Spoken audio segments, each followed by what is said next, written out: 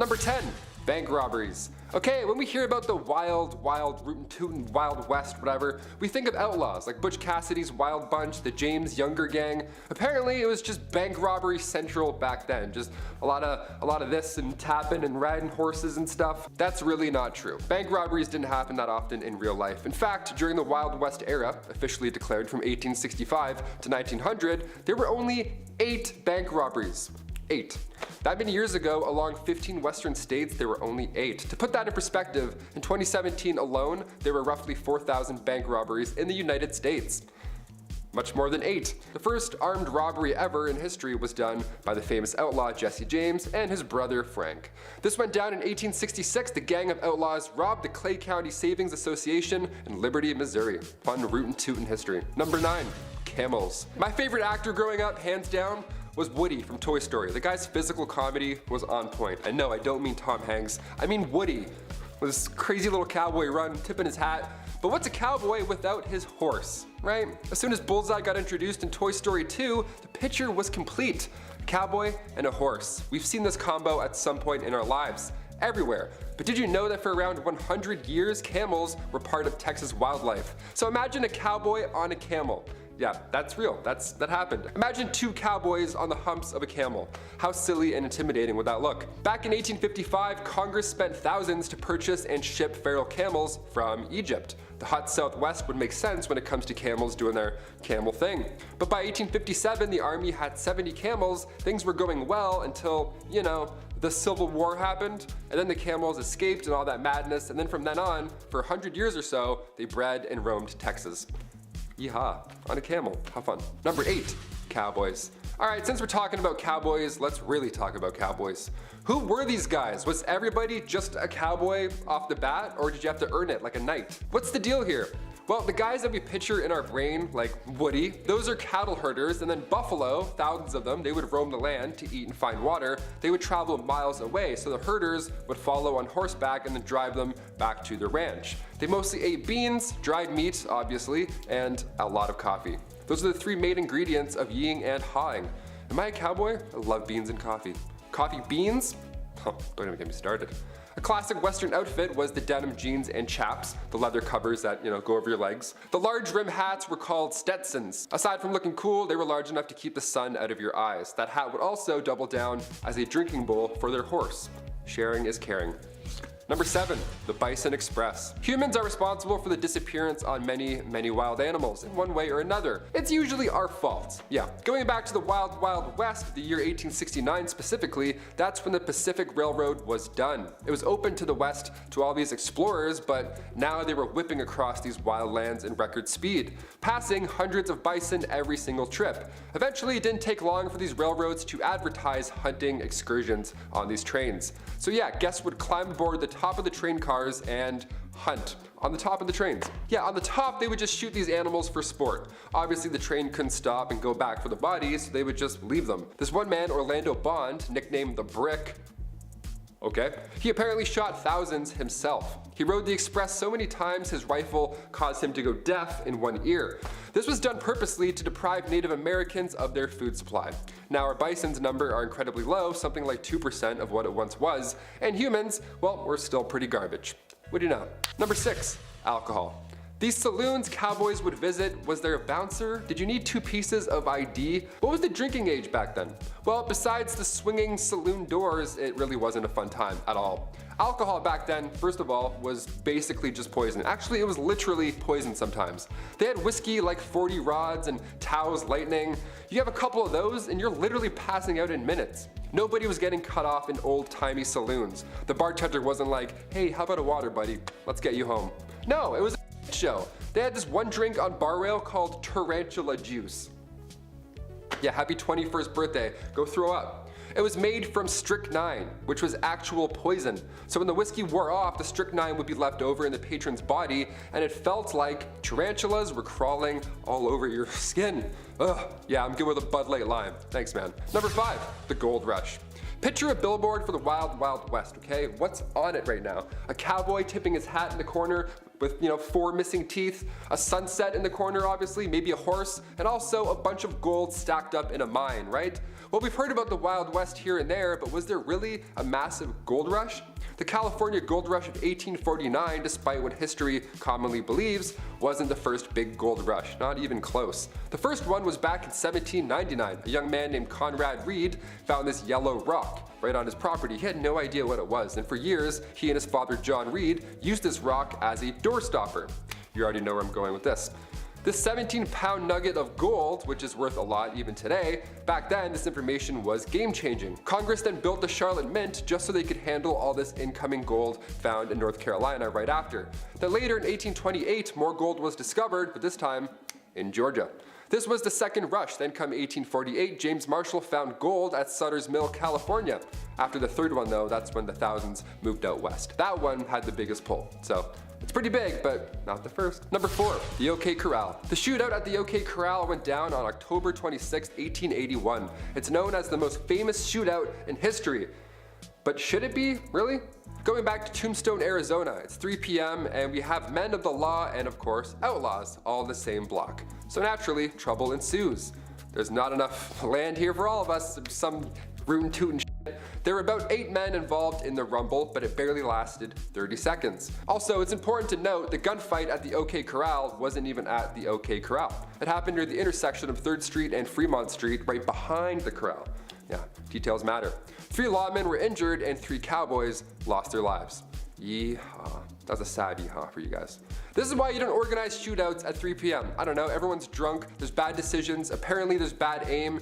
Just slam some milk, shake some hands, go home. Simple. Number 3, Helena duels. So we talked about the bizarre ways folks would settle beef back then. They would slam tarantula juice and shoot animals from the top of locomotives, have a 30-second fist fight in the middle of the day, and then go home. But have you heard of these Helena duels? It began, of course, in Helena, Texas, aka the toughest town on earth, at least it was back in the 1800s. The Helena duel began here. There's even a movie called The Duel with Woody Harrelson and Liam Hemsworth. They show this style of combat in a pretty brutal, Hollywood way. Both opponents had their left hands tied together with buckskin, and then each were given a small knife with an even smaller blade. It had to be short enough so it didn't reach any vital organ. That was the Texas trick. Then they're whirled around until they're dizzy, and then it gets really loud, really messy, and really bloody. Last man standing, pretty much. The crowd, of course, watches and places bets, which is always insane to me. I can't watch UFC sometimes. I don't like seeing things break, let alone a Helena duel. Catch me inside sipping milk, texting my ex. Hard pass, freaks. Number 2, train games. Entertainment was always a hit or miss when it comes to these historical lists. The Romans held gladiator battles with animals that drew in thousands of spectators from across the land. Well, in 1894, William Crush, a railwayman, had this event in mind that would for sure go down in history. Oh buddy, did it ever. William Crush wanted to secure the future of the railroad company in Missouri, Kansas, and Texas. And to do so, William made an entire temporary city appropriately named the City of Crush. Nice. There was a carnival for children to enjoy and all that jazz, but the main pull for adults was the train smash. The collision of 2 40-ton steam trains was meant to be the talk of the town. Look at these Goliaths as they smash, crush, into each other. How fun. Yeah, the trains collided, it worked, and the darndest thing happened. They blew up. Yeah, it's almost like they caused a disaster for popularity. Neat. 40,000 came in and many left injured. A couple of people sadly didn't leave at all. One survivor ended up getting 10 grand out of the deal. His name was J.C. Dean, and they lost their eye in the explosion, so the company gave them a lifetime railway pass. Just the thing you want right after that horrific event. Sorry about your eye, here's free PTSD as well, anytime you want. Enjoy. Crush was later rehired by the railway after it gained popularity. Yeah, this happened back then too. Somebody does something horrible, and then now all of a sudden they're famous. Hashtag chairgirl. And finally, coming in at number 1, Elmer McCurdy. This one is insane, I had to end with it. Elmer McCurdy, back in 1911, he decided to be a rootin' tootin' criminal, and he attempted to rob a train. Unbeknownst to him, that train was not full of gold, but rather passengers. Collecting a whopping $46, which back then was still pretty good, he was quickly shot by a lawman afterwards. This is where things start to get insane. Yeah, I say start. Elmer's body was embalmed and sold by the Undertaker to this traveling carnival. His body was an exhibit almost, with his story attached. And for the next 60 years, his body, this prop rather, was passed around, sold between haunted houses and wax museums. Eventually, the guy's body, his real body, don't forget, ends up in California at an amusement park funhouse at Long Beach. Now, come 1976, there's a crew there filming for the $6 Million Man Show, and that's when Elmer's finger breaks off accidentally. Some key grips like, whoops, revealing it was an actual mummy. They went to film the $6 Million Man and ended up finding the $46 man in real life. How gross is that? Kicking off the list at number 10, medicine shows. Nowadays, medical shows are fascinating. Dr. Pimple Popper, I can weirdly watch that all day. There's something about animal rescues, home renovations, or chiropractic adjustments, you know, I can never be bored. So back in the wild, wild west, the 1860s to the 1890s, they had medicinal showmen. Yeah, these guys would go town to town, of course selling elixirs and tonics, but they would really nail this pitch. They would have pawns run ahead and plant themselves in the audience for these random medicine shows. That way when the world's greatest showman doctor arrives, he randomly picks an ill patient and then boom, just like that, they would be cured. One of the most successful of these elixirs was an elixir made by Kickapoo Indian Medicines from John Healy and Charles Bigelow. It was a mixture of herbs, roots, and animal fat, said to treat any illness, but really it was more of just a laxative, so you were just in the bush and hoping it got better. Number 9. Hop on my camel, partner. When you think of the Old West, you think long open ranges, spurs on boots, and cowboys riding camels? That's right, in 1855 the United States Army decided to import 75 camels to Texas. After all, the terrain in the Old West was fairly similar to the Middle East. The camels made supply runs between Camp Verde and San Antonio. But trouble began when the American Civil War broke out. Eventually the camels were sold off or simply let go into the wild, where they multiplied and began to cause havoc. So much so that folks began to spin urban legends, such as the Red Ghost, a 30-foot tall creature that made people quiver in their britches. When in reality, most people had never seen a camel before, and it was just a feral camel wandering the desert. But I mean, who knows? If Star Wars had a 30-foot camel in the snow, what's to say there isn't one running around in the American desert? Number 8, missing mines. There's billions of dollars worth of gold lost at the bottom of the sea. It's there right now, waiting for you. Yeah, I'm talking to you.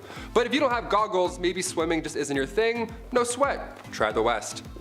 Yeah, there's dozens of lost treasure troves hidden in mines still to this day, like the San Saba gold mine or the Wheelbarrow mine. There's a few we have heard from in literature from old maps, but none compared to the Lost Dutchman mine. The legend has it that a man named Jacob Waltz, a German prospector, found the richest gold mine in the world. That's what he told his friends, and would we ever lie to our friends about gold and the location for it?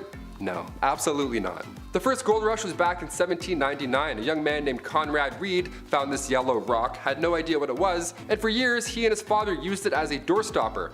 Yeah, they used a 17-pound gold nugget as a doorstopper. Nice. Back then, this information was game-changing once they realized that it was, gold, so Congress then built the Charlotte Mint just so they could handle all this incoming gold found in North Carolina right afterwards. I just wouldn't have told anybody. I'd be like, is this an infinity stone? I'm just gonna pocket this and then head out east.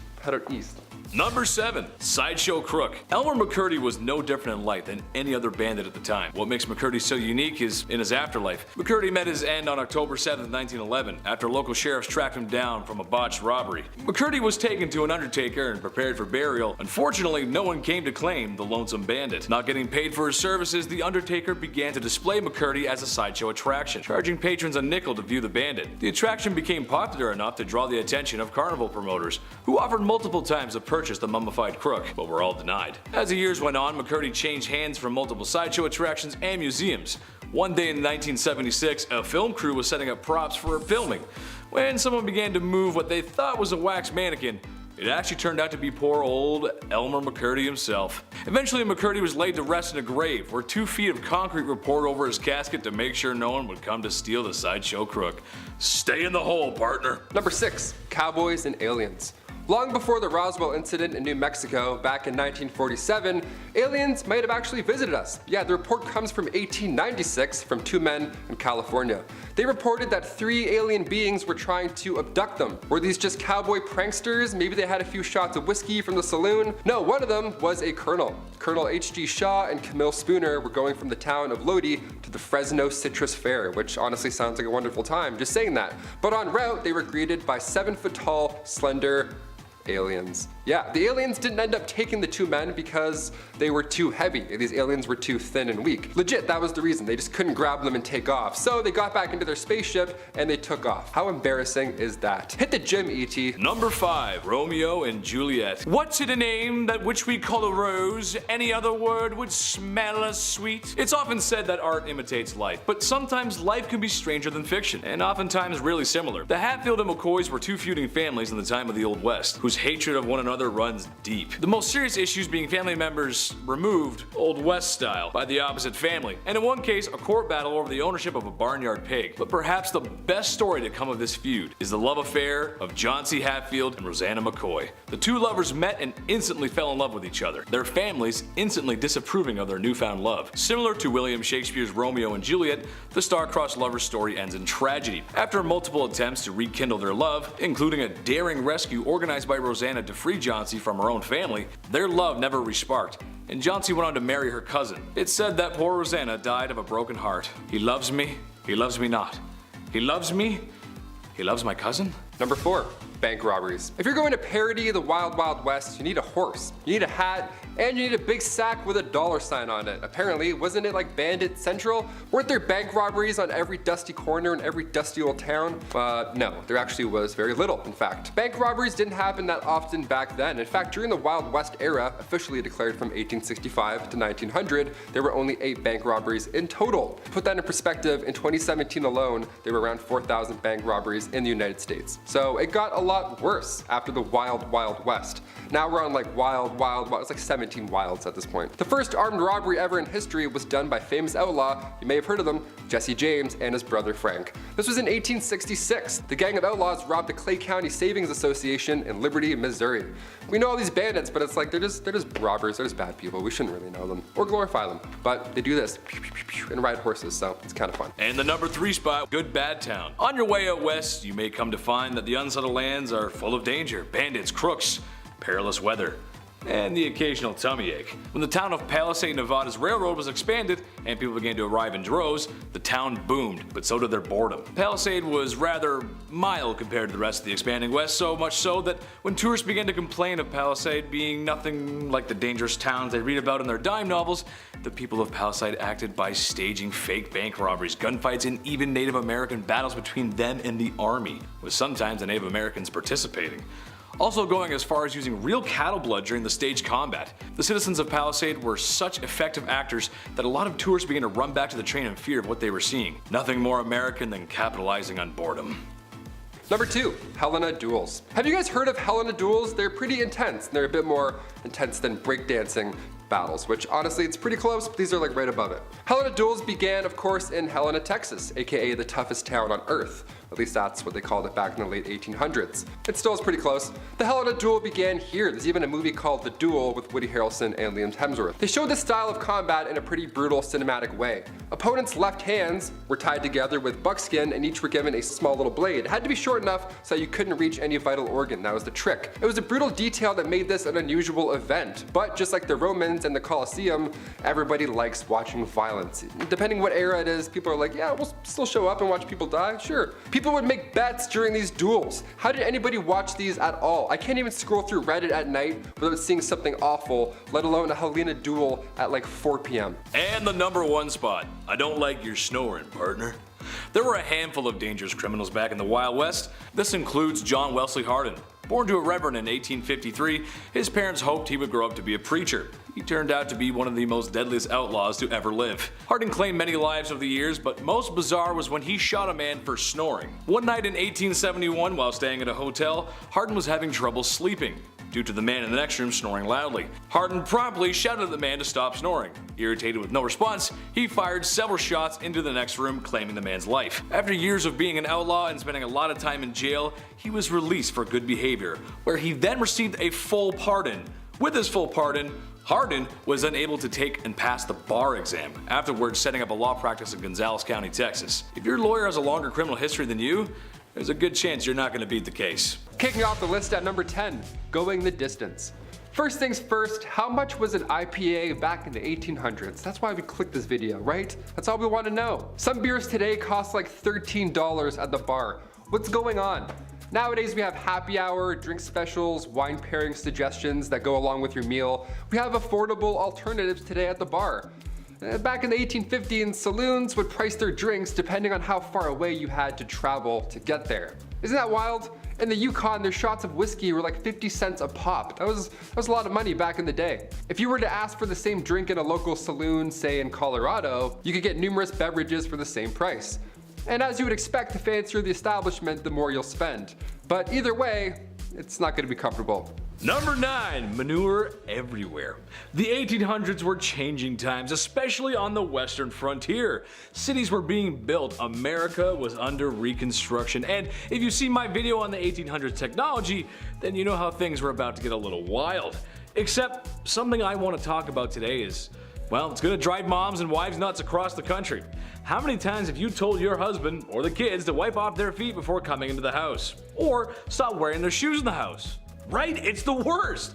I'm sorry, Mom. Okay, but imagine that, except everyone is bringing in their muddy, bloody, and manure-covered boots into the house.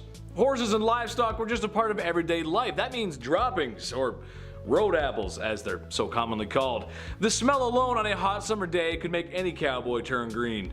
I think I'm going to puke, Dad. Number 8, no stools. Okay, this one's for all the bartenders out there. I see you. I respect you. Bar seating is vital. You get your regulars coming in. Joan with the limp, she's so nice. She's always so nice every day. Always gets a grilled cheese. She's the best. Always a smile on her face. Individuals who want to grab a bite and read the paper, obviously they don't need to take up an entire table for 8, so you have spots at the bar. It's ideal. We're used to this. But back in the Western days, bar stools just weren't a thing. Bar spots it didn't exist. You couldn't sit and vent to your local barkeep about why your ex hasn't texted you back. They didn't have stools at the bar. They just had the rail at the bottom for your foot. Just that little bar rail there for the little lean right there. A nice cowboy lean. Yeah, I'll just eat fish and chips standing up leaning. Awesome. Just the thing you want after walking in the sun all day long. A foot rail. Number 7. Duels at high noon.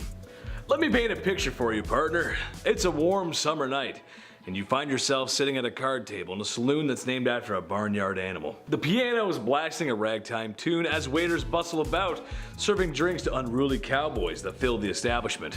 In front of you are 3 unsavory characters, each more than the next.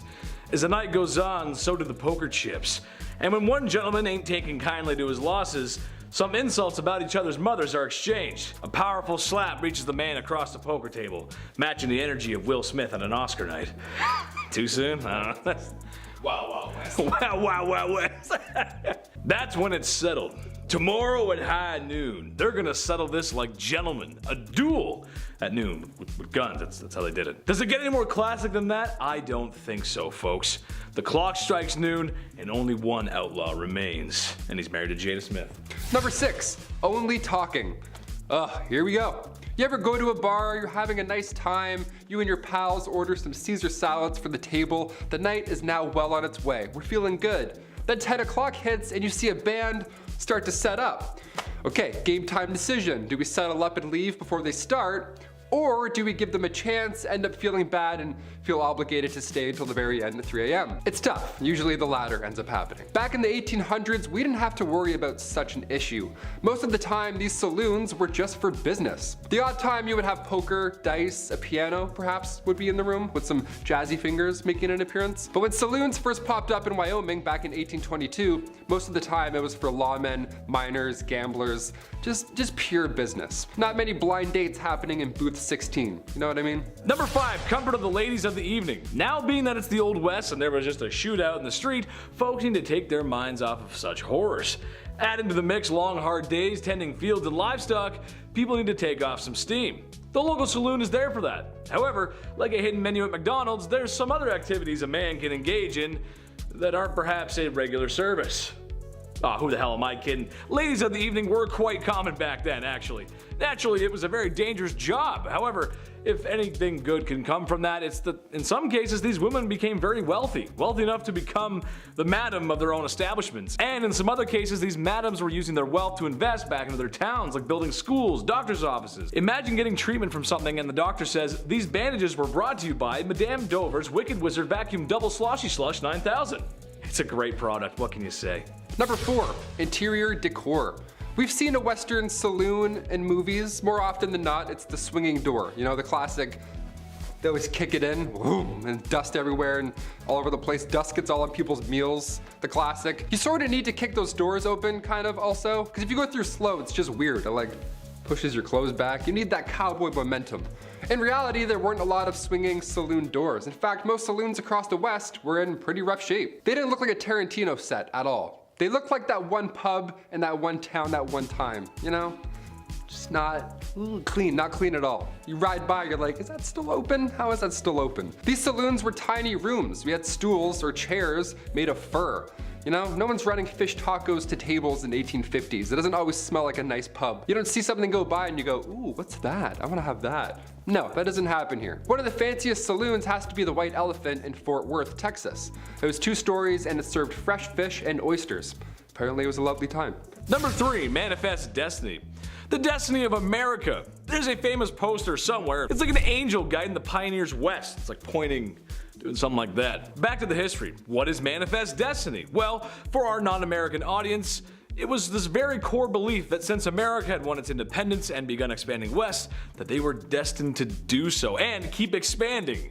And expanding. Why should the freedom train stop here, right? Coast to coast, baby. And maybe buy Alaska from Russia, since, well, they're not really using it. Okay, and maybe Hawaii. They got pineapples or something, I don't know. Alright, maybe even heavily influenced places that are beyond US borders. But all that American influence and imperialism starts here. Imagine being the pioneer who dared to venture west, like the Great Oregon Trail, or those who crossed the desert states. And some really religious folks that found a salty lake in the desert looked at their wives and said, I need at least 2 or 3 more. God bless America. Number 2, mixologist. You ever go to a pub, like a chill pub, dare I say a restaurant, and a dude with a mustache thinks he's in Peaky Blinders for no reason behind the bar? He's flipping bottles that don't need to be flipped, he's lighting shots on fire. Guy, it's 12:45 in the afternoon. What's your soup of the day? Where did this come from, historically? Where did the cool bartender role come from? I'm trying to order a Cosmo, but he won't stop doing stunts. In the 1800s, bartenders were referred to as mixologists. They were top dog. They had to be. They were the fanciest guys in town. We're now doing impressions of these guys today, you know, with the bow tie, and we pour it in fancy ways, because around the late 1800s, saloon owners were growing rapidly. So now you needed to have something special, something unique for the town, like say a witty mixologist who can twirl his mustache as he pours a drink without looking. Great, now the town feels special, it feels unique. Manuals for bartenders came out around the 1860s, that's when things started to get more serious. A gentleman named Jerry Thomas published a guide called How to Mix All Kinds of Plain and Fancy Drinks. Today we still have that, but now it's a red sticky binder that says meal specs and Sharpie. It's not as fancy, but it gets the job done. Number 1, dysentery. Nothing is more horrible, more awful than catching dysentery. Trust me, I would know. I never caught it, sometimes I get diarrhea. Anyway, in Oregon Trail, the very charming DOS game. Gotta love that DOS color palette. Eye-melting cyan and violet. Nice. This text-based adventure game, however, is grounded in some truth, as we can all imagine this wasn't a time of great cleanliness. Dysentery, typhoid, cholera, malaria, or more commonly known as yellow fever, and even scurvy, which you usually associate that with pirates, but cowboys got it too. Which, given the conditions of the Old West, makes for a not so fruit-friendly environment. So yeah, it does make sense. Sadly for cowboys, prospectors, and everyone in between, there was a good chance you would lay down with a headache, and then the rest of your posse would have to lay you down forever. In the ground, partner. Starting our list off at number 10, a banker. Today, online banking is easy, right? It's a little bit too invasive at times. I don't know. I get an email from my bank. It's like, Mr. McWaters, do you want to provide for your family? I'm like, chill, relax. Back in the Old West, you didn't get a courtesy check-in email. You didn't have overdraft. In fact, the United States national banking system, well, it didn't even exist until 1863. Before then, you'd have what were called wildcat banks. And, well, these were pretty fun. Here we go. What they would do is wildcat banks, they would take deposits for a short amount of time, collect your life savings, and then unannounced randomly, they would disappear overnight. Just take all your money and then run for the woods. How horrible is that? Imagine going to the bank the next day and it's gone. The bank's just not there. You're standing there with a card. Like, hello? Where did I put this in? You're telling me they pretended to be bankers for months at a time? Fake mustache, oh hello sir, good morning. Stamping things that aren't even real. They did all of that and then they just ran away with all of your money. That's wild. I get it now. I get it. The Wild West. After 1863, a noble profession was to work at a bank, and not screw people over for thousands of dollars. The Hudson Bay Company, Wells Fargo, these are all names that began because of these fake Looney Tune wildcat banks. So next time you see your bank call, be thankful. Don't be stressed, be thankful. They've got your back. They're not gonna run away overnight. Number 9, ranch work. Alrighty, I can't do yard work. I don't know if you can tell by my physical being, but I can't lift a brick. My back doesn't allow me to reach the floor. A weird curve in the back, I don't know. Pulling weeds physically hurts my soul. Or maybe I'm just lazy. One of the two, I don't know. Either way, the Old West would have been the end of Taylor McWaters. To be a cowboy, it meant lots and lots of ranch work. It wasn't all yees and haws and kicking around. A lot of the time you were protecting your cattle. That's stressful, right? All that meat just sitting there in the 1800s, good luck. Cowboys earned between $25 to $40 a month. Yeah, which sounds laughable now, but today that would be around $1,500 a month, which is fine. I mean, for a cowboy, I don't know, it's a bit less than. Do cowboys get sick days? Probably not. They probably just get sick. Number 8, railroad work. This is one of the few jobs from the Old West that I actively see every single day coming to work. Living downtown, they're always adding trains and bridges and not finishing any of them. And ideally, you don't want any toxic substance traveling down those lines, right? Fingers crossed. Well, back in the Old West, railroads were meant to assist the booming mining and ranching industries. Thing is, there weren't enough hands. There was not enough to keep up with the rate that they needed to. Like, who's gonna build a railroad? Who was the first person? Railroad workers, monthly, you'd make around $1,000, and this brought a wave of immigrants to the West. The Union Pacific and the Central Pacific Railroads, they all lay over 1,700 miles. Now, making this actual railroad, it destroyed the bodies of these workers, but without it, American history would not be the same. Couldn't imagine making a railroad. That is exhausting. Number 7, blacksmith. All right, close your eyes and imagine a blacksmith. Just any blacksmith from any time. Is he bald? Does he have a massive beard? Is he incredibly strong and wildly intimidating? Yeah, that checks out. That's what a lot of them look like. Missing teeth, banging something pretty loud, that's a blacksmith. Frontier times were almost a golden time for blacksmiths, believe it or not. Hammers, horseshoes, new railroads, it checks out. No, they didn't need any chainmail, but a saddle wouldn't hurt, that's for sure. We could use a saddle. They would earn up to $200 a day. Blacksmiths were always busy in the Old West. They doubled as auto repair services really at the same time. I mean, I don't know. A guy comes in with a busted up carriage, well, now you're a mechanic. Yeah, go fix this wooden car. Good luck, you have one day. Here's 10 bucks. Number 6, journalism. Believe it or not, the newspaper business cleaned up shop back in the frontier. Everyone wanted to know what the tea was. Tucson, Arizona, for example, back in the day, back in 1831, that one town had 5 different newspapers. Yeah, even though there are only 465 residents, there were 5 different papers. That's stressful. How do you keep up with that much news? I mean, to be fair, before radio and television, yeah, there's probably lots to talk about all day long. That's pretty much all you can do, just talk all day long, so I get it. The industry provided jobs as well. It's very much like YouTube. Here, there's writers, there's hosts, the design and print staff, we have editors.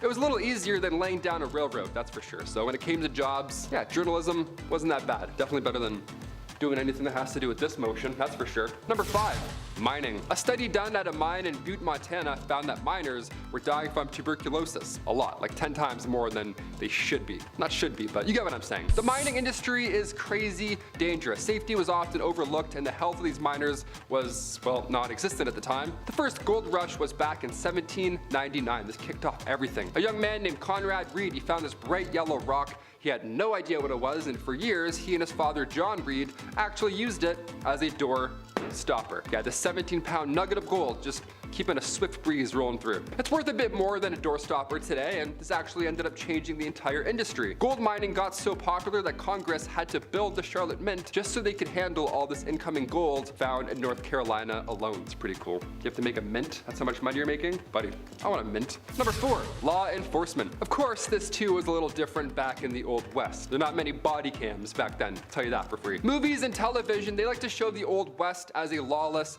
rootin' tootin' time. And while sure, some of that is true, it wasn't as terrible as we think.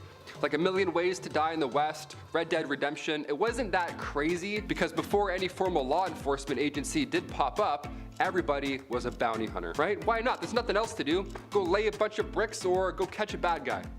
50-50, both are quite dangerous. Eventually, positions like that of a US Marshal began to pop up more and more, and well, now there's a bit more order to the system, that's for sure. A bit, just a little bit. Number 3, barkeep. All right, I love pubs, big old fan of pubs. Never been to a Wild West rootin' tootin' pub, but I'm in no rush. They always have weird drinks like venom snake juice or whatever, like spider ale. I'm like, I don't want any of these poisons. How about a beer? Just a beer, thanks. Bars in the Wild West, not so fun. Not a lot of open mics going on back then in the 1800s. No karaoke night back then. See, back then, these saloons were just for business. That's it. You don't have a mustache and a business plan, get out. In the 1850s, saloons would price their drinks depending on how far away you had to travel. Can you imagine that? In the Yukon, their shot of whiskey was 50 cents a pop. Now, that was a lot back in the day, but if you were to ask for the same drink in a local saloon, say in, I don't know, Colorado, it'd be a lot cheaper. Pretty ruthless. That's rootin' tootin' ruthless. The odd time you would have poker, dice, maybe some guy in a piano with some jazz fingers, sure, but most of the time, business only. When saloons first popped up in Wyoming back in 1822, most of the time, it was only reserved for lawmen, miners, or gamblers. If you don't have any of those three,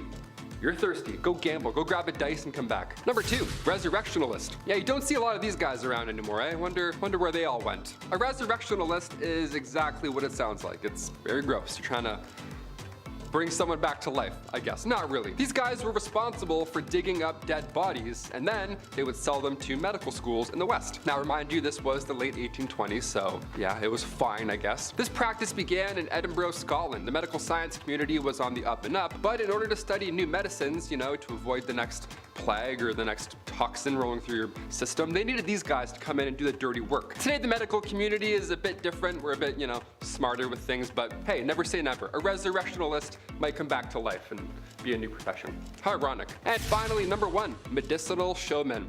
Yes, we'll end on this note. Step right up and see something that doesn't work. A fake product. Yes, here we go. I'm doing a fake shoe. A fake shoot? A fake show. I don't know. Back in the Wild West, the 1860s to the 1890s specifically, they had what's called medicinal showmen, right? You won't believe your eyes. You have strep throat? Come on up. Here we go. Definitely gonna fix that. These guys would go town to town selling elixirs and tonics, whatever, but it was all about the pitch. That's pretty much all they had. They would have pawns, like their buddies, run ahead into town and then plant themselves in the audience before these random medicine shows. That way, when the world's greatest showman doctor arrives, he randomly picks an ill patient that he knew was there, and then boom, just like that, he's cured. Almost like a magic show, right?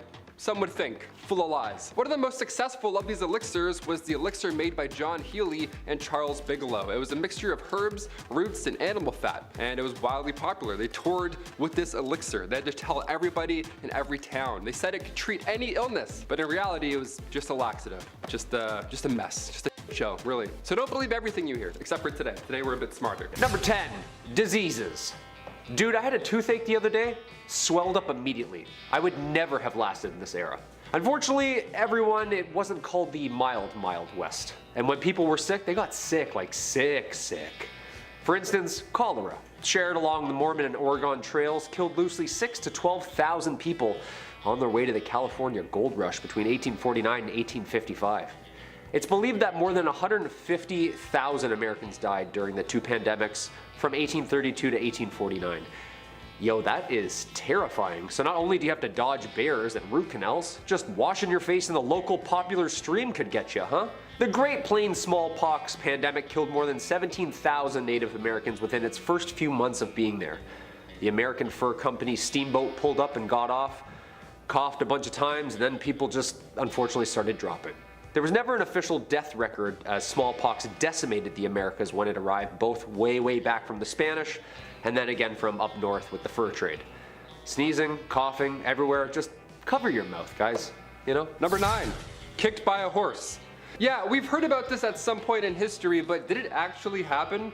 Like, how often was somebody just poof, and then that's it? Turns out getting kicked in the head by a horse back in the 1800s was like getting in a car accident. It happened pretty often, my friends. Yeah, it's pretty sad.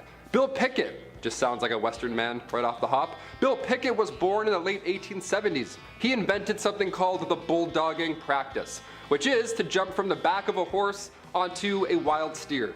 Yeah, like your Woody from Toy Story, just doing a heist, just jumping from one thing and leap into the other. Crazy. While your hat's still on your head, somehow. No idea.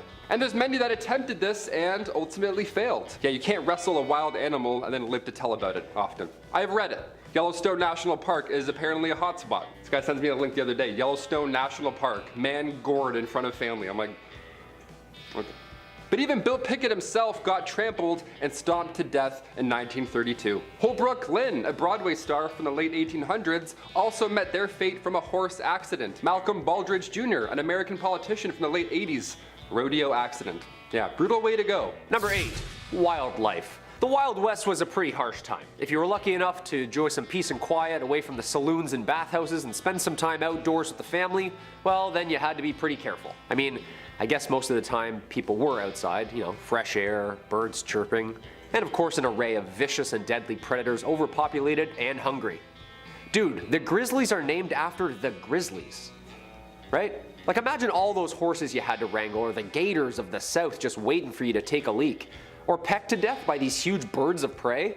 If you didn't have a rifle on you, something could get you. And that's all during the day. At night, laying on the ground on like a rolled up t-shirt, scorpions and coyotes? What were the bugs like? No muskole back then, just waking up stung to absolute by everything with legs? Don't even get me started on the snakes. Living in your boots or hat? I'm a pretty outdoorsy guy, but god damn. Number 7, the gallows. We've mentioned the gallows many of times here on BumbleBee. It's almost like humans are consistently cruel throughout history or something like that. Odd. When it comes to meeting your fate in the Wild West, it sounds horrible to say, but with the rest of this list coming up, at least being hanged was fast. You know what I mean? And in the case of Tom Blackjack Ketchum, it was historical in a historically awful way. After a train robbery gone awry, or as I've said for 10 years, Ori, Tom Ketchum was held in prison until his date with the gallows arrived. But while waiting in prison, this man gained weight. The guy was eating good. He weighed around 200 pounds by the time of his demise. And dark detail here, but his body was so heavy when he was hanged that his head just kinda, I don't want to say anything here on YouTube, but like his head, that's all I'll say, just. Number 6, topicals. If we know anything about doctors from history, is that sometimes they didn't get it right. Most of the time, super helpful, and then like sometimes, yeah, I have a cough, here's some ammonia. Come on, you can trust me. Just call me Doc. You know what I mean? Doctors in the mid-1800s, wild west times were just like jarring and bottling everything up. Everything had a remedy. There were coaches that would just sell topicals and ailments. Hair loss? Here you go. Sore legs? Here you go. Tuberculosis? Ooh, yeah, sorry son, that's gonna kill you. We don't have a cream for that one.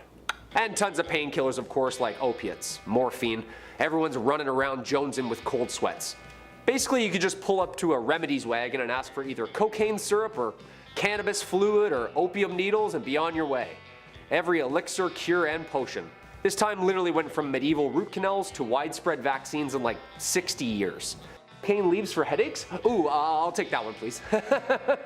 Number 5, weather. Weather, you want to believe it or not. Try again. Back in the 1800s, obviously weather was a major factor, as it is today. Hailstorms, lightning, high winds. When you're a cowboy, this all sucks even more, honestly. Especially the opposite, when it's dry and humid for weeks at a time. Check this out. Wooden wagon wheels would actually shrink because of the heat. So they had to be soaked overnight just to prevent the iron rims from falling off during your commute during day hours. Yeah, it was so dry the wagon wheels needed water. Yeah, sorry I'm late, my wagon wheels were a little thirsty. Yeah, I had to wait for them to soak up some fun. I can't even drive a car downtown without having a panic attack today, let alone rubbing axle grease on my dry lips, waiting for my wheel to drink water. Number 4, gangs. If you've played the Red Dead Redemption series, then you've probably held up a train or two. Some of the posses that were famous at the time actually did that though, and weren't so nice about it. The American West was made up of criminal outfits, usually a gang or a posse, involving members who would just live and ride and rob together with. Jobs were scarce, and it seemed that it was just a little easier to just demand what you want and then enjoy the birth of all the media attention after, making some, quote, famous. An obsession, the cowboy culture, the outlaw criminal. Some of them include Billy the Kid's gang, the High Fives gang, and the Oklahombres. That's a good one. Artists were getting better at the time, and people were sketching wanted lists for local sheriffs. These posters would be calling cards for these guys. they kept them, put them in their pockets as souvenirs. Charles E. Bowles, also known as Black Bart, held up a total of 28 stagecoaches without ever being caught, and even had the reputation of being a gentleman about it too, emptying strong boxes but never actually shaking down the passengers. There were even reports that he would even leave verses of poetry behind. Guy's a smooth criminal, huh? Number 3, the night after. I'm sure the Wild Wild West was wildly lonely. Definitely, this isn't news. Like Kyle said, we've played Red Dead Redemption, just wandering around alone. Sometimes you need more than a train heist, right? Sometimes you need love. Even if you have to pay for it with railroad bonds or whatever. Saloons have all the things a lone traveler could want, including STIs. Great, how much is, great, debit. We'll just pay for all this in one swift tap, I guess. The famous Wild Bill Hickok, okay? He had a rough go. Guy had some troubles after a few saloons, okay? He was dipping around in a few bars and yeah. Alexander Fleming wasn't born until 5 years later in 1881, so penicillin wasn't around to save any cowboys at this time. Number 2, battles. The archetype of the Old West period is generally accepted by historians to have occurred between the end of the American Civil War in 1865 till about 1890. The American frontier, also known as the Wild West, is the geography, history, folklore, and culture associated with the American expansion mainland that settlers started in the 17th century and ended in 1912. This era, giving rise to the expansionist attitude known as manifest destiny, which was the belief that Americans were supposed to travel and expand west. But with that came a lot of conflict. You can't just waltz in and throw up a house when someone else lives there already, you know? Years of warring tribes and bands, colonist battles, ego-filled duels, and the aggressive pillaging of land stolen took countless number of lives. Yeah, countless, like we'll never actually know the accurate number. Roughly 750,000 lives were lost in the Civil War. Yeah, nasty stuff. And finally, number 1, Helena duels. Beginning, of course, in Helena, Texas, Helena duels were violent, awful. This activity came from what was then the toughest town on earth.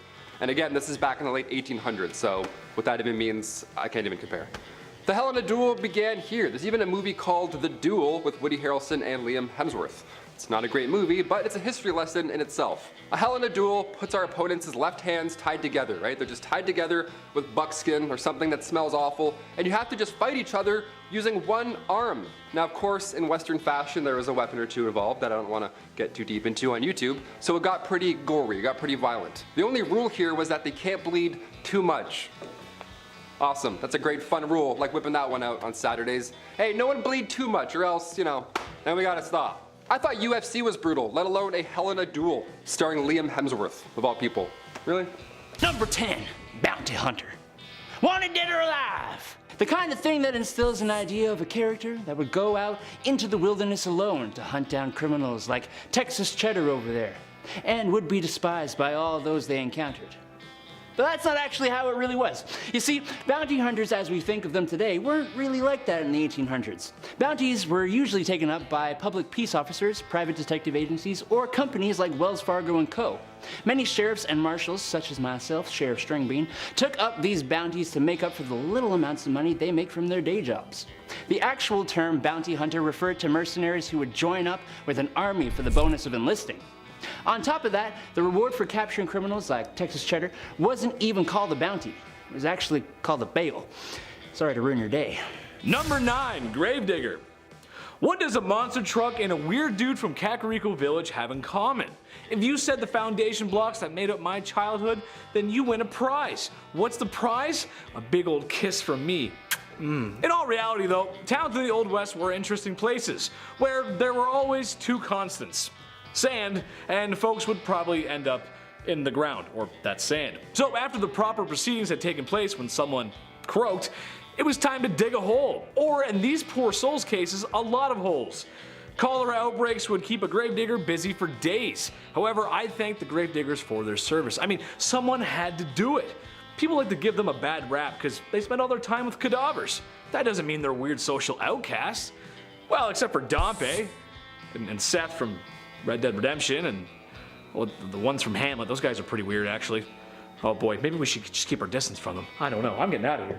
Number 8, Saloon Owner. Saloons are about as synonymous with the Old West as a single tumbleweed blowing in the wind, moving from stage left to stage right. Just about anyone could be a saloon owner too, from Festus down the street to the previous sheriff to a fancy gambler. The saloons of the Old West outnumbered churches 100 to 1, and are any of us really surprised? You'd see one general store, one doctor, if you're lucky, and then like 3 saloons all on the same street. It's actually probably one of the most usual jobs on this list. It was also one of the most accessible jobs, usually being what people turned to when other avenues of employment ran dry. It would even be what you did while saving up money to buy farmland or to run for your office in your government. And in a town where everyone and their moms knows you as the guy who serves the liquor, you ain't gonna have a hard time getting elected. Wow, I kinda wanna be a barkeep now. Number 7. Lady of the evening. I talk about these ladies a lot, I know. Not because I want to, but because that's history, baby. I mean, not that there's anything wrong with that. I'm window shopping only these days anyways. That's just the way she goes. A wise man once said, sometimes she goes, sometimes she doesn't. Way she goes, boys. When we think back and look at the Old West, you think of all the hard-working men and women who made the frontier possible. If it wasn't for those pioneers, we might not have the West Coast today. That means no vegan food. Ooh. That being said, the brothels and ladies who laid down their lives are a huge part of that history. Some brothels became so wealthy that they even would invest back in their towns, buying schools, medical buildings, that kind of thing. The truth of the matter is, no matter how greasy it might seem, it just wouldn't be the Wild Wild West with a little girl power. Number 6, a banker. Look, it ain't really unusual, but you get shot at a lot. Bank robberies were not just in movies, no sir. To be a banker these days came with the territory of inviting unwelcome weapon-wielding bandits to hold you up. Apart from robberies, these banks had pretty much zero regulation too, so fraud and mismanagement was pretty commonplace. It's almost safer to keep your savings in a vault at home. Almost. A lot of the time, these banks were just a couple of fellers in town who teamed up, pulled their money together, and opened a community bank. You can kinda guess how this probably wouldn't be the most trustworthy of monetary depositories.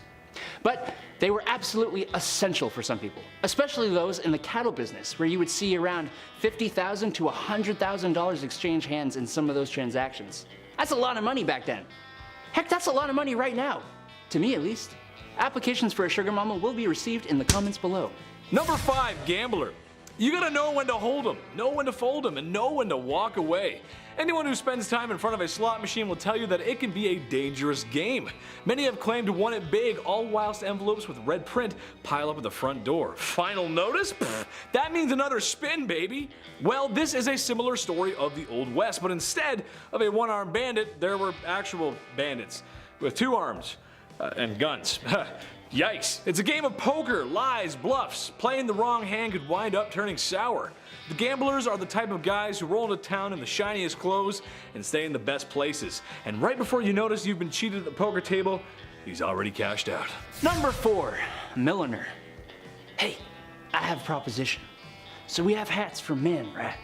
Now, what if we employ someone for the sole purpose of, get this, making hats for women? Well, Jebediah, we have that. That would be the milliner down the road there. If you were a high fashion lady in the 19th century, then you would have definitely come into contact with these fine sellers and makers of women's hats. They were usually located in bigger cities where the higher end families would either live or spend their time. And you should take a look at some of these hats. They are works of art. Maybe some are a little whack, but hey. Number 3, con man. You'll like this one, guys. You're gonna like this one. There's nothing more peculiar, more strange, more theatrical than a snake oil salesman. Where would John Marston be without Nigel West Dickens? I don't know. They were traveling salesmen who were swindlers, liars, crooks, thieves, selling pseudoscience products to folks who just didn't know any better. It would work something like this. I would show up in town with my traveling cart of wares and mysteries. There, standing on a small crate, like the one I'm standing on right now, I would give the town my best sales pitch. Introducing Dr. Andrew's new and improved Life Vigor supplements. Here before you find folks is a tall bottle of rejuvenation, made from the finest ingredients across the globe. Ginger, ginseng, milkweed, red sage, English mace, golden currant. And as if that weren't enough, Dr. Andrew's new and improved Vigor supplement has the minerals and vitamins that carry you through a long day's work in the fields. Vitamin A through K, copper, iron, potassium. This bottle here is not to only put a pep in your step and refill your stamina, but also cures what ails you. A proven cure for fever, chills, indigestion, cholera, yellow fever, dysentery, and even known to help heal broken bones. Modern science has brought this gift to you today, ladies and gentlemen. And all you have to do now is say yes. Say yes to rejuvenation and yes to Dr. Andrews' new improved Vigor Supplement. I think you guys get the point. $49.99. Number 2, a photographer. Want to never smile for eternity? Get your picture taken in the Old West. During the 1860s and 70s, the frontier was a wondrous, exotic place, which made it an excellent place to be a photographer. Sure, you had people who could draw and paint the landscapes and the people of the place, but people were distrusting of artists' interpretations. Pictures sold you the place exactly as it was. The high-quality images were in high demand. Every government survey and all the major railroads had official photographers. Photographs made for excellent evidence of plots of land, mines, and other structures for investors. But that's boring. More excitingly, common people with a bit of money would often go and get really not grim, not boring pictures taken like this. Number 1, gunslinger. I bet you when someone says Wild Wild West, the first thing you think of is a gunslinger. A cowboy riding his horse into the sunset with his cowboy hat and big iron on his hip. Every step into the saloon is echoed with the jingle jangle of spurs on the heels of his leather boots. No, this isn't a country singer concert.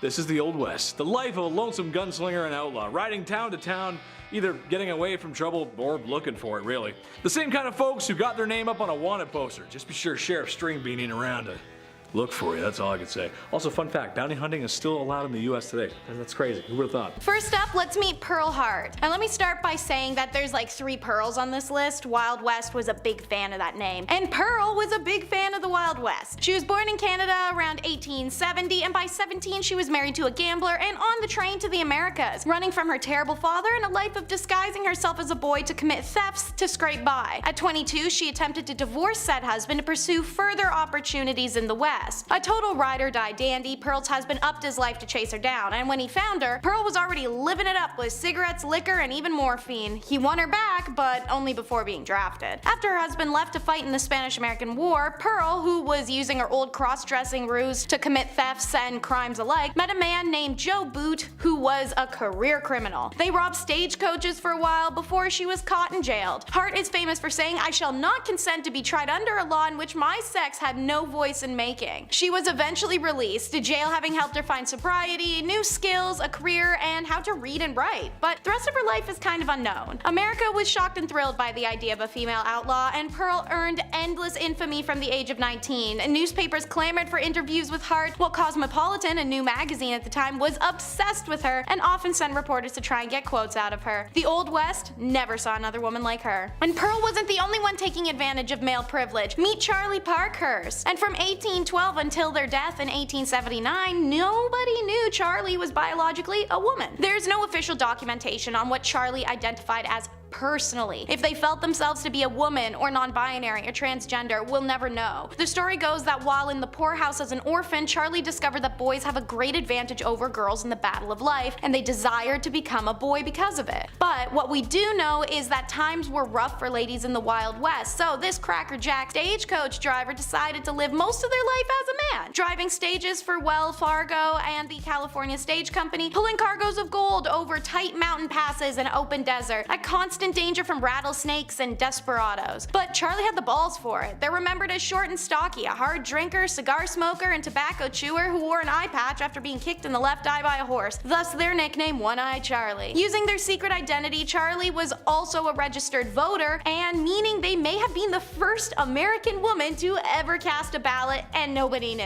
After stagecoaching industry began to die due to the railroads, Charlie lived out the rest of their life raising cattle and chickens until their death in 1879. It was then that their true identity was revealed, much to the surprise of their brooding and brutal friends, and then it was documented to the world in newspapers, many of which actually appreciated who they'd been in their secret instead of belittling them in death. I'm sure Charlie would have loved to see that and know that. She's who you'd see in these old Western films, Josephine Sarah Marcus. A smolderingly good-looking actor born in 1861, Marcus ran away to Tombstone, Arizona while touring with a theater group performing Gilbert and Sullivan's HMS Pinafore. for. She stuck around to marry Sheriff John Banham. But 2 years later, when notorious criminal Wyatt Earp showed up, well, her marriage went cold very coincidentally as she got all hot over tall, dark, and handsome Earp. Josephine and Earp fell in genuine love, and she'd supposedly be the reason behind the famous duel at the OK Corral, a 30-second flurry of gunfire involving the Wild West superstars Doc Holliday, the Clayton brothers, and of course, the Earps. He, unlike many, was unbothered and actually more intrigued by her Jewish heritage. The Earps lived an okay life once they settled a bit, moving between mining and oil camps and eventually California to promote a movie about Wyatt Earp's lawman exploits. Unfortunately, Wyatt passes away before this is accomplished, leaving Josephine to battle it out with the studios and writers who take the original biography and turn it upside down. A commercialized depiction of her husband and an unflattering portrayal of her is released called Wyatt Earp Frontier Marshal. It came out in 1931 and fueled 50 years of Wyatt Earp mania, pro and con, in print and film. Until she died, Josephine worked hard to have the correct documentation of her beloved life released. She passed away in 1944 and claimed until her dying day that Wyatt Earp was her one and only true love. Here's another one, Pearl de Vere. She is one of the most famous madams in history. This red-haired siren was born in Indiana around 1860 and made her way to Colorado during the Silver Panic of 1893. De Vere told her family she was a dress designer, but in fact rose to fame as the Old Homestead, a luxurious brothel in Cripple Creek, Colorado. The price of a night's stay could cost patrons $250, which at the time was insane, but more so in comparison to how most hotels at the time charged about $3 a night. The building was reportedly equipped with an intercom system and boasted fine carpets, imported furniture and drinks, and chandeliers. As beautiful as she was sharp, the Rose of the Wild Bunch. Daughter to Germanic mother and Native American father, Laura Bullion faced discrimination and inability to fit in right away. But that's okay, she followed her father in the footsteps of career criminal. And while working as an escort in Texas, she becomes involved with Will Carver, who had been her married-in uncle until her aunt's recent demise. Now widowed, Carver took 15-year-old Laura to Utah with him, where he begins working with Butch Cassidy and the Wild Bunch in 1898, as does Laura. Laura Bullion helped the gang by fencing goods and money for them and was known to the group as Della Rose and often called the Rose of the Wild Bunch. Her affections also turned to Bill Kilpatrick, a member of the group, and they became lovers. Having taken part in several train robberies with the Wild Bunch, Kilpatrick and Bullion returned to Texas with William Carver, where Carver was ambushed and killed by lawmen on April 1st of 1901. Bullion and Kilpatrick then fled to St. Louis, Missouri, where they were arrested on November 8th of 1901. Kilpatrick was found guilty of robbery and sentenced to 15 years in prison, while Laura was sentenced to 5. After serving 3.5 of those years, Laura was released from Missouri State Penitentiary at Jefferson City, Missouri on September 19th of 1905 and lived the last years of her life in Memphis, Tennessee, under the name Freda Lincoln, where she was a seamstress and a dressmaker. She passed away on December 2nd, 1961, and is buried in Memphis under a tombstone that reads Freda Bullion Lincoln, Laura Bullion, the Thorny Rose. Next, Mary Ellen Pleasant, the most powerful black woman in the Golden Rush era. Historians indicate that Pleasant was most likely born a slave but got her freedom at an early age. She worked on the Underground Railroad as a young adult, ushering enslaved people out of the South and into the northern states. Like many others seeking their fortunes during the gold rush, Pleasant and her husband moved to San Francisco. Here, she works as a cook and waitress and a professional eavesdropper. I know we're all taught not to be nosy, but Mary Ellen learned from the conversations of wealthy patrons, intentionally listening in for valuable information. She took what she learned and began applying it as banking and monetary skills that launched her immediately upwards. She took what she learned to help build a substantial fortune and eventually became one of the richest women in the city. Pleasant was an astute investor whose portfolio included real estate, railroads, restaurants, boarding houses. Pleasant's wealth, however, could not shield her from racism. In 1866, a streetcar conductor in San Francisco refused to let her board because she was black. Outraged, Mary Ellen sued, and the case went all the way to the California Supreme Court. In a historic decision, the courts ruled that segregation on streetcars was illegal in California. However, in return, the Supreme Court reversed the damages Pleasant had been awarded in a lower court ruling. You win some, you lose some, and sometimes you get both. And now it's Donna Barcello. Described as the supreme queen of refinement and fashion, Donna Barcello was a prominent saloon owner and a professional gambler in Santa Fe in the 1830s and 1840s. Barcello was recognized for her charm and sharp sharp business skills, which helped her establish as an influential member of high society during the heyday of the Santa Fe Trail. In 1835, Barcella opened a hotel and casino in the city center of Santa Fe. The establishment encompassed an entire city block and featured lavish decorations including chandeliers, drapes, mirrors, and imported furnishings. The casino became a destination for local socialites and trail travelers for its opulence. Barcella oversaw the casino's operations and regaled patrons as one of the card dealers, widely known as the best dealer of the card game Monte across the entire Southwest. Seeking trade deals and investments that increased her wealth and social status, exercised economic and political sway, she made her fortune from real estate and gold ventures in addition to her casino. And when the American civilian government established itself in Santa Fe during the Mexican-American War in 1846, Barcella allied herself with Americans and assisted them by providing information and at times money. Accounts and representation of Barcella were often embellished by those who had labeled her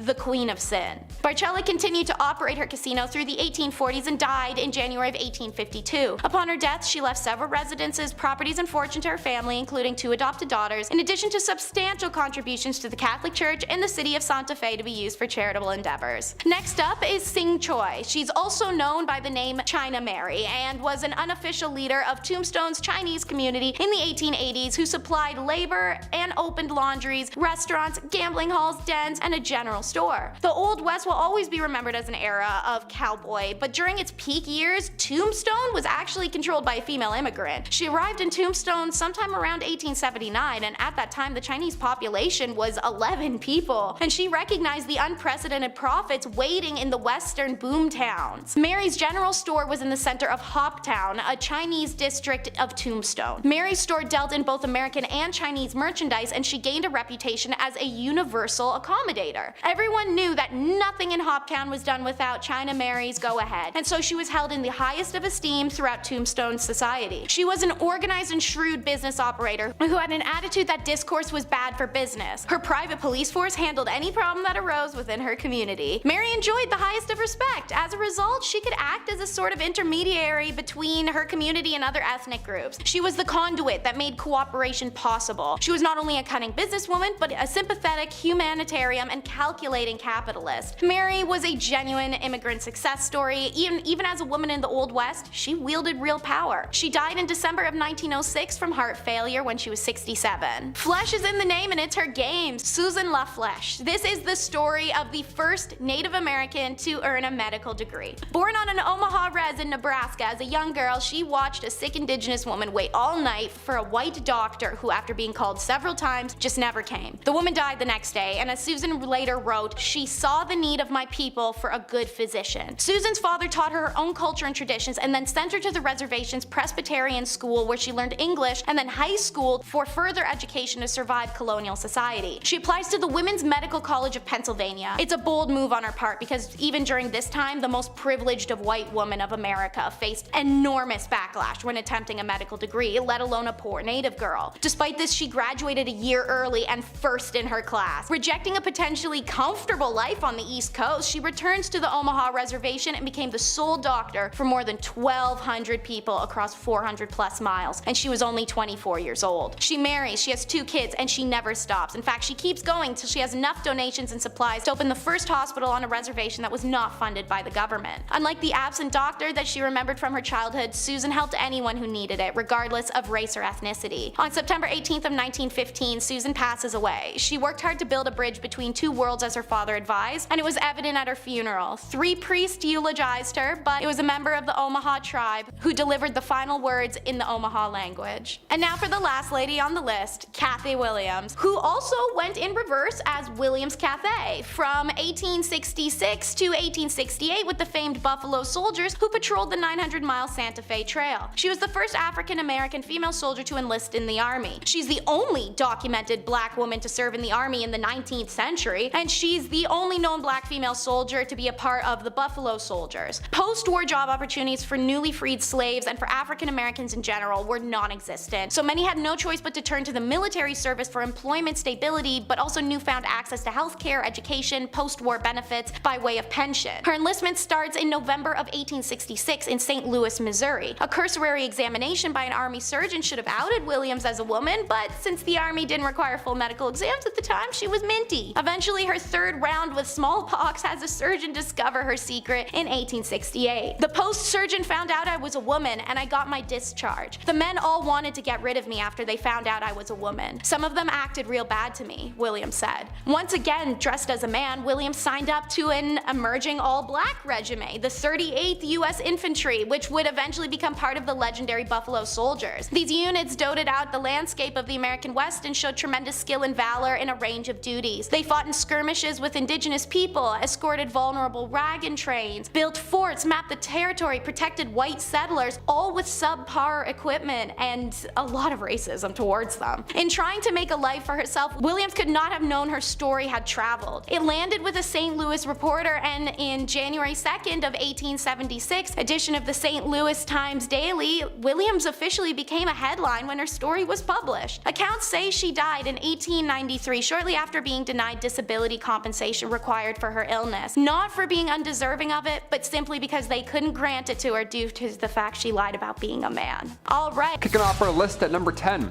Seam squirrels. I love squirrels. Being Canadian, we see quite a bit of them. They're a little too friendly for me at times, but they're great. During the Old West era, seam squirrels were, well, not what you think. Personal hygiene was not a priority for many people back then, obviously, and lice infestations were unfortunately quite common. Now, the type of lice that affected people during this time was commonly known as body lice, which is pretty horrible. That could be found in the seams of clothing, hence the term seam squirrels. Yeah, not actually a squirrel at all, it's just body lice. Gotcha. Body lice, of course, was a major problem during the Old West era, and they were responsible for the spread of diseases like typhus, trench fever, and relapsing fever. Relapsing fever? I haven't even heard of that one. That's terrible. These diseases were often fatal because, you know, ye Old West, and many people in the Old West succumbed to them. To combat the spread of lice and the, one of many diseases that they carried, people in the Old West often resorted to extreme measures, such as burning their clothing or even shaving their heads completely. That's why you see old cowboys and they look like they're stressed. They have no hair,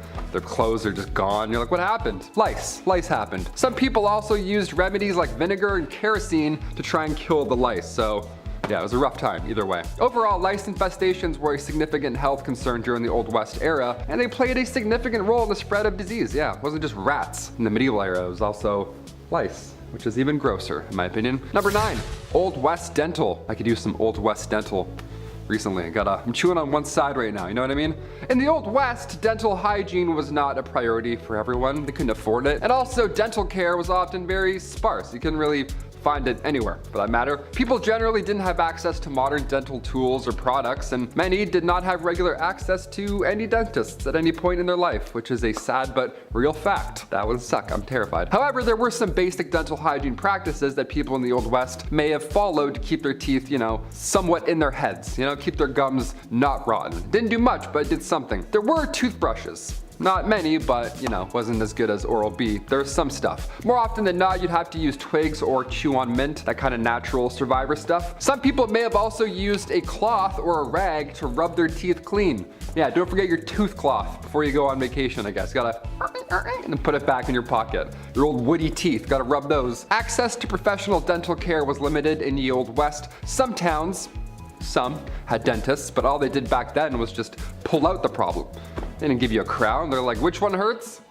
All right, get out of here. All without anesthesia, so that's a great time. You're gonna remember all of it. Other options included a community toothbrush, which is hilarious to think about and also so sad. Yeah, some public establishments had a public toothbrush. Can you imagine? Go out, have a little brush, check your teeth. All right, cool. I'm gonna go back to the bar. I'm gonna be sick. I'm gonna actually throw up right now. Number 8, no spitting. Spitting was a common habit back in the Old West. You see it in movies and parodies. They're always spitting on the ground and stuff. Well, it's because it's real. It's a real fact right there. It wasn't officially outlawed. However, many towns and cities did prohibit spitting on sidewalks and inside of public buildings, because yeah, please don't do that. Thank you so much, sir. This was largely due to concerns about hygiene and, of course, like I said earlier, the spread of disease. In addition, spitting was considered rude and uncivilized behavior. Yeah, of course, and many people were offended by it. Middle of conversation, guy just spits in between your feet. I'm like, wait, don't do that. Please don't do that ever again. Some businesses even had signs asking customers to not spit on the floor. Can you imagine what kind of shit hole you're in, you have to ask people not to do that. There was also social norms in place that discouraged spitting in certain situations. For example, it was considered impolite to spit in the presence of a woman or in formal settings, which, yeah, I agree, still do that today. That's great. Despite these efforts to discourage spitting, it remained a common practice among cowboys, miners, and other workers in ye Old West. They're like, yeah, I have shit in my mouth. I don't know, we don't have water. I'm gonna spit. Sorry. Number 7, communal towels. Ugh, this one's so rough. It's exactly what you think it is. It was a ride. Today we have paper towels that you pump like 13 times just to get a little sheet. Or sometimes, if you're lucky, that Dyson air drying thing where you just dip your hands in for like 13 seconds and then it's done. You're like, oh, the future is here. That's always fun, that one. Back in the Old West, communal towels were often used in public restrooms and other shared spaces. Yeah, just one towel for all. Just to dap off everything that's wet or damp back then. Ew. These towels were usually made of cloth and hung on a rack for multiple people to use just in public, like it's your bathroom. While this may seem unhygienic by our modern standards now, it was a common practice at the time. So yeah, I don't know, we can laugh a bit, I guess. People were generally less concerned about the spread of germs and diseases back then, and communal towels were convenient and they were a cost-effective option for public spaces. However, with the rise of awarenesses about hygiene and germs and all that nasty stuff, the use of these towels eventually fell out of favor in the earliest 20th century. Thank God. Imagine dapping off your lips after eating some wings with a communal towel. Some cowboy just, you know, and then and then you come in and wipe your, that's so gross. Number 6. Hair care? Yeah, I added a question mark there because, I don't know, not much TLC going on top back then. Throughout history, people have used a variety of natural ingredients for hair care. Nowadays, guys have it too easy. It's like Axe 5-in-1. It's like hair, armpits, legs, feet, all like, no way you can do all of that. Popular methods in the Old West were whiskey and castor oil. Yep, all on your big exposed head, right in the sun, there you go. Pantene Pro V wasn't a thing then, so folks were rubbing their heads clean with castor oil. That's a nightmare. Whiskey was believed to help cleanse the scalp and often promote hair growth, while the castor oil, that option, that was thought to moisturize and condition the hair. So that'd be a fun 2-in-1 back then, that's great, put that in the stocking. These ingredients were readily available and most importantly, they were affordable, making them popular, but also, realistically, it was their only option. Guys doing whiskey, he's like, yeah, let's clean it up. Clean up top. It's so hot. It's like, ugh, really burns. Number 5, medical shows. Today, medical shows, they're fascinating. Dr. Pimple Popper, I'll watch that all day while I eat. I don't even care, I'm disgusting like that. Dude's getting mashed potatoes squeezed out of their back, so I'm like, let's go, I love it. I'm slapping that thumbs up, it's my shit.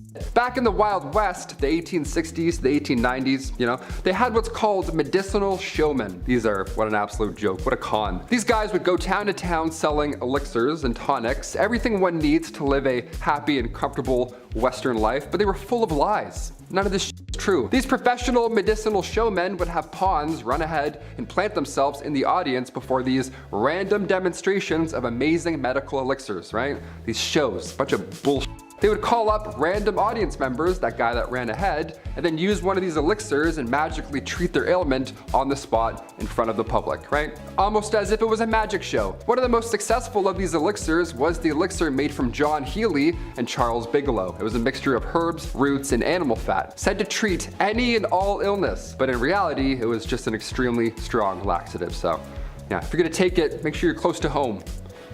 Yeah. Number 4, bad bartenders. When we think of old saloons, old West saloons with the swinging doors and stuff, a few catchphrases and a cowboy with some whiskey, all that good stuff, the bartender back then would pour a drink, the cowboy would take the bottle instead. So illegal. Sir, that's theft, please put that back. Back in the wild Western days, grabbing a drink at the bar wasn't like that at all. It wasn't like anything you see in the movies. It sucked. Bartenders, they had no regulations to follow behind that dirty bar. But not only was it very high proof, but some bevies like tarantula juice would just poison you. It was literal poison. If its name didn't tip you off, it was literally made with poisonous ingredients, because that's how cowboys did it back then with their hairs. I don't know. Tarantula juice was made from strychnine. If you drink it, you're gonna feel like there's tarantulas crawling all over your skin.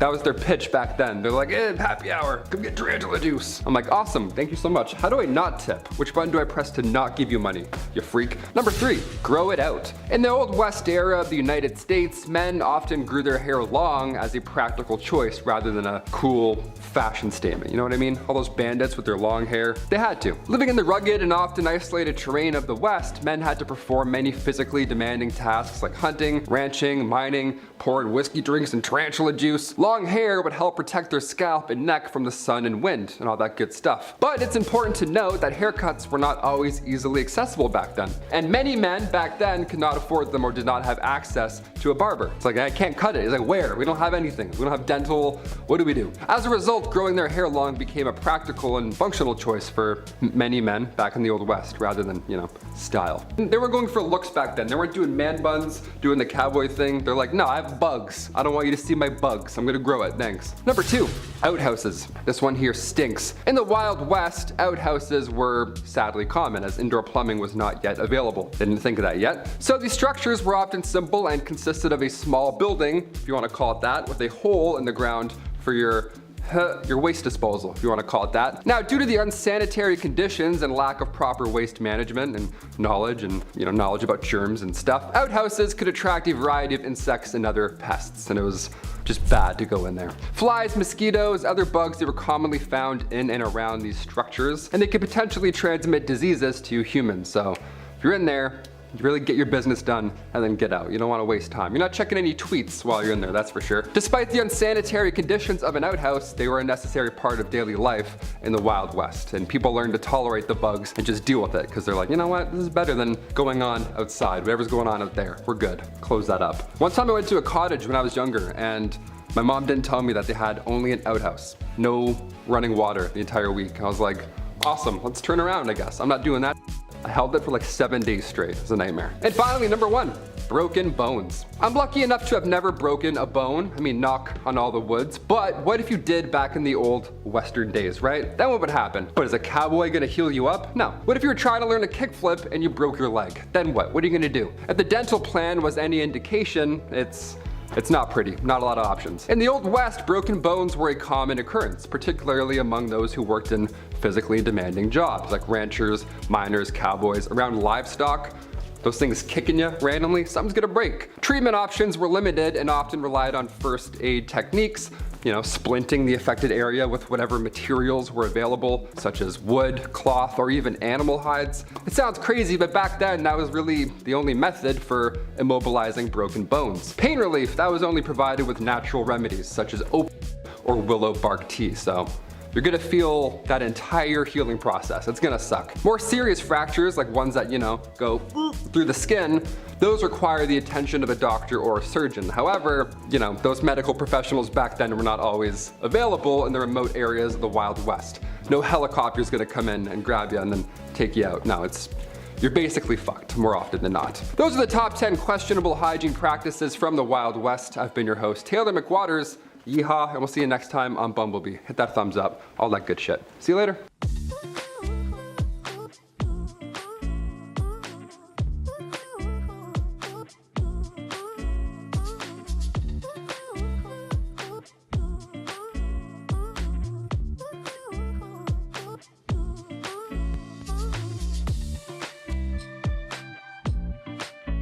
Starting our list off at number 10, no bar stools. This one here is for all the bartenders out there. Okay, bar seating is vital when you go out. It's the first thing that you see when your random party of 12 arrives, then asks for spots all of a sudden. So it's a little jarring to imagine a world where you couldn't sit down at a local pub. Yeah, standing room only. That's it, don't lock those knees or get too comfortable. You got your regulars coming in often, right? You got Karen with the limp. She's so nice, she's awesome. Imagine if she had to stand up the entire time. No way, get out of here. We have a booth just for her all the time. She always gets a grilled cheese, so nice. Back in the Western days, bar stools weren't a thing. In the 1800s, you couldn't sit and vent to your local barkeep about why your ex hasn't texted you back. No, that wasn't a thing. They didn't have stools at the bar, nothing, just one rail. Just a bar rail to put your foot on, and then have a weird Balanced the whole time. That's great, that's awesome. I feel like a cowboy already. Just a nice cowboy lean. That's comfortable. I'll eat fish and chips standing up, I guess. Let's move on. Number 9,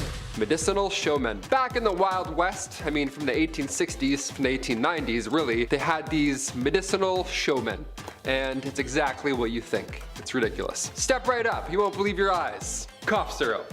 Crazy, right? So these guys would go town to town selling elixirs and tonics, but they would really nail the pitch. I mean, that's all they had back then. There's no science to back them up. There's no Yelp reviews. They would have pawns instead, like their friends, run ahead into town and plant themselves in the audience before these random medicine shows. That way, when the world's greatest showman, doctor arrives, whatever, he randomly picks an ill patient and then boom, just like that, they would be cured. One of the most successful of these elixirs was the elixir made by John Healy and Charles Bigelow. It was a mixture of herbs, root, and animal fat. It was said to treat any illness, but in reality it was only a laxative. What a fun show that is. Step right up. Not that close. Trust me, not that close. Number 8. Camels? That's right, we're not riding horses, we're riding camels. We got room for 2 people, depending on the amount of humps. I know they have 1 or 2, depending on which. Alright. In 1855, the United States Army decided to import 75 camels into Texas. Yeah, why not? After all, the terrain in the Old West was fairly similar to the Middle East, so I guess it made sense. The camels made supply runs between Camp Verde and San Antonio, but trouble began when an American Civil War broke out. Yeah, a little bit of a thing happened there. Now eventually the camels were sold off or simply let go into the wild where they multiplied and began to cause havoc, and then so on and so forth. So much so that folks began to spin urban legends, such as the Red Ghost, which was a 30-foot tall creature that made people quiver in their breeches or breeches. I don't know what they say. Jeans or pants? Whatever's Western. The Western version of pants. Trousers? That's British. Trousers is definitely British. It's not a cowboy at all. When in reality, it wasn't a monster, it was just a camel. But yeah, camels can be pretty frightening when you see just a silhouette. Again, with the 2 humps, it looks like a monster, for sure. I was a kid, I went on a camel ride once and I cried. Never doing that again. Oh, so that's pretty cruel. Not riding a camel. Number 7, going the distance. First things first, how much was an IPA back in the 1800s, right? What's this gonna cost? Some beers today are wild. I live downtown Toronto. It's crazy. Every bar I go into, it's insane. It's like $13 to get an IPA. It's like Gary's Rootin' Tootin' IPA. A pint made in-house with his bare feet. Tastes like a cup of nickels. Not a fan. Not a fan of the IPA game. Today we have happy hour specials, wine pairing suggestions to go along with your meal, a lovely wine sommelier to aggressively tell you which bottle to get. But back in the 1850s, saloons would price their drinks depending on how far away you had to travel just to get them. Yeah, what a weird system, right? In the Yukon, for example, their shots of whiskey were 50 cents a pop. Now, that was a lot back in the day. So if you were to ask for the same drink in a local saloon, say in Colorado, well, it'd be a lot different, it'd be a lot cheaper. If you kick the saloon doors open and you're out of breath, well, it's very clear that you've traveled a long way. Yeah, this guy's out of breath. Let's charge him double for all of his troubles. Why not? Let's go. Get off the floor. So out of breath, he's like, give me some water. How do they kick open saloon doors? They would just swing right back. They're not ideal doors to kick open. Number 6, missing mines. There's billions of dollars worth of gold just lost at the bottom of the ocean. That's fun. It's out there right now, waiting for you to go and get it. Right after you click that thumbs up and subscribe to our channel. Right after you do those things, go and find that gold for us. But if swimming isn't your thing, no problem. Try the West. Plenty of gold out there. There's dozens of lost treasure troves just hidden in mines, like the San Saba gold mine, for example, or the Wheelbarrow mine, for example, or more that I'm not gonna name because, well, maybe I'll go check them out myself. I don't know. None compare to the Dutchman mine. That one is very special. Now, this legend has it that a man named Jacob Waltz, a German prospector, he found the richest gold mine in the world. Now, that's what he told his friends. And would we ever lie to our friends about gold? No, never, okay? I certainly wouldn't. It's definitely real, man, for sure. First gold rush was back in 1799. A young man named Conrad Reed found this big, shiny yellow rock. He had no idea what it was. And for years, he and his father, John Reed, used it as a door stopper. Yeah, the 17-pound nugget of gold. He just grabbed it, threw it on the floor, and then held his door open all day. Hey, come on in, here's company. Watch your foot over that big stupid rock. Back then, this information was game-changing. Congress then built the Charlotte Mint just so they could handle all this incoming gold found in North Carolina. Because yeah, people started to catch on how much it was worth. Put that in my pocket, thanks. Number 5. cowboys and aliens. Here we go. Of course, wouldn't be a Taylor McWaters list if there wasn't any alien nonsense. Long before the Roswell incident in New Mexico, which we've talked about plenty of times here, aliens may have visited us before. Yeah, old cowboy stuff. This report came from 1896, when 2 men in California all reported that 3 alien beings were trying to abduct them. Yeah, it wasn't a sighting, they were trying to I'm trying to grab them and take them up. That's terrifying. They take my hat. One of them was even a colonel. Colonel H.G. Shaw and Camille Spooner were both going from the town of Lodi to the Fresno Citrus Fair, which sounds like a wonderful time. Sounds like a great fair. But en route, they were greeted by 7-foot-tall, slender aliens. Apparently, that's pretty jarring. The aliens didn't end up taking the 2 men because, well, they were too heavy, and well, one's a colonel, so he probably, gave a nice left hook or something. But they said they fought off these aliens. That was their legit excuse why they didn't get abducted into outer space, because 2 cowboys fought 7-foot-tall aliens. Do we buy it? I buy it. I don't know. Why would they make it up, right? They don't know what aliens look like. Nope wasn't out back then. They have no reason to lie. They're just bored, going to a saloon for 4 days. Yeah, it's probably fake. I don't believe it. Number 4, old true crime. If you're going to parody the Wild Wild West, you need a horse, a hat, a big sack with a $sign on it, right? Wasn't it like Bandit Central back then? Weren't there bank robberies on every dusty corner and every dusty town? No, there wasn't at all. That wasn't actually a thing. This wasn't The Town with Ben Affleck. That's not a thing that happened. Bank robberies didn't happen back then at all. In fact, during the Wild West era, officially declared from 1865 to 1900, there were only 8 bank robberies in total. In total, that's it, 8. That many years. Along 15 western states, there were only 8. To put that in perspective, in 2017 alone, there were roughly 4,000 bank robberies in the United States, which is a bit more. Right? Just a little bit more. The first armed robbery ever in history was done by famous outlaw Jesse James and his brother Frank James. This went down in 1866. The gang of outlaws robbed the Clay County Savings Association in Liberty, Missouri. Yeah, they probably got like $14. They're like, woohoo, we're rich. Number 3, kicked by a horse. Here we go. We've heard about this at some point. People are getting kicked off of horses or by horses, around horses, or bulls. That's crazy. I don't know how people run with bulls. But did it actually happen back then? Turns out getting kicked in the head by a horse back in the 1800s was like getting in a car accident today. If you have a horse, the odds are significantly higher. It's probably gonna happen at some point in some way, shape, or form. Bill Pickett just sounds like a Western man already, doesn't it? Bill Pickett was born in the late 1870s, and he invented the bulldogging practice, which, bear with me, sounds a little worse than it is. The practice is to jump from the back of a horse onto a wild steer. It's like, I guess cowboy stuff. There's many that attempted this move, this trick, I don't know, like a trick, like it's a skateboard trick, I don't know. Many attempted this and then they failed. Yeah, it's almost like you can't wrestle a wild animal and easily live to tell about it. Weird, right? I've read it, I've seen some things. But even Bill Pickett himself got trampled and stompled to death in 1932. Holbrook Lynn, a Broadway star from the late 1800s, also met their fate from a horse accident. Imagine that, it's headlines. Malcolm Baldrige Jr., an American politician from the late 80s, rodeo accident. Brutal way to go. These are wild. I did not know about a lot of these. There's so many. Look into them if you want. Such a grim list. Top 10 people that have been killed by a horse. I don't know. Maybe. We'll see. Number 2, business in the front and also the back. I love going to a pub, right? And right as the night begins to decline, a band always appears out of nowhere, right? You're like, yes, there we go. We have a band. Now we're staying for 9 more hours. Let's do it. We have a night. Good or bad, we love a band. Play, shout, I don't care. But bars back in the Wild West, not many bands. Wasn't so fun. Not a lot of jazz going on in those saloons. Not a lot of open mics either in the 1800s. Turns out that's no fun. Back in the 1800s, these saloons were only for business. That was their sole purpose. You come in here, drink something awful, put that weird foot up, and make a deal. The odd time, sure, you'd have poker, dice to be laying around, a piano perhaps. Maybe some jazzy fingers would make their way in and quickly leave, I don't know, but it wasn't common. When saloons first popped up in Wyoming back in 1822, most of the time, it was only reserved for lawmen, miners, and gamblers. That's it. So if you walk in thirsty, they're like, gamble, I guess. I don't know. You're gonna have to trick your way in here. And finally, number 1.